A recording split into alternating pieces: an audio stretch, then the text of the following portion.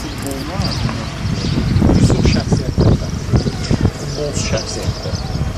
Bonek, Ləf olub, Deyn olub, Şarmaq olub. Bunlar yaxşı futbolçular olub.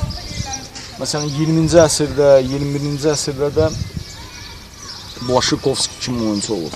Ümumiyyətlə, o oyuncuların olduğu ölkə, Polşa ilə Azərbaycan çox yaxşı münasibətlərdir.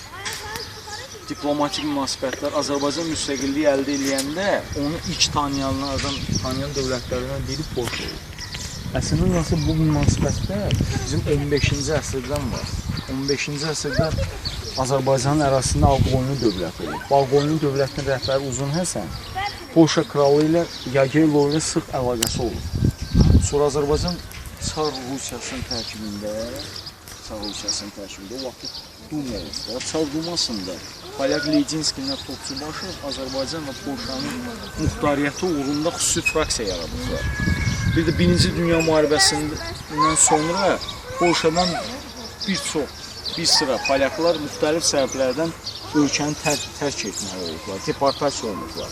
Onlar deportasiya olunanda gəldikləri ölkələrdən də biri Azərbaycan oldu. 1918-ci ildə bilirsiniz də, Şərqdə ilk demokratik respublika Azərbaycan Demokratik Respublikasıdır. Və onun qurulmasında bu respublikanın milliyyətcə Polyak olan birinci şəxs iştirak edir. Və Demokratik Respublikanın quruluşundan Mədəni Rəsulzadənin həyatı yoldaşı da milliyyətcə Polyak olur. İndi də Azərbaycanla Polşa arasında çox gözəl münasibətlər var.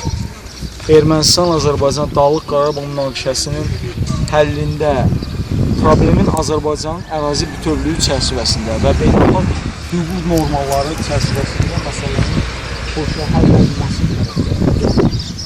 Azərbaycanın Amma Azərbaycanın kömək verir. Biz çox yaxşı mədəni əlaqələrimiz var, idman əlaqələrimiz var, müxtəlif sahələrdə.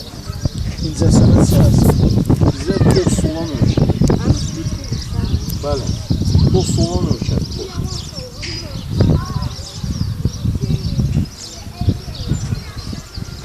Çox sağ olun. Görə, qulaq asın. Məşqə, balaqalara bir daha deyirəm. Yəni sabahın saat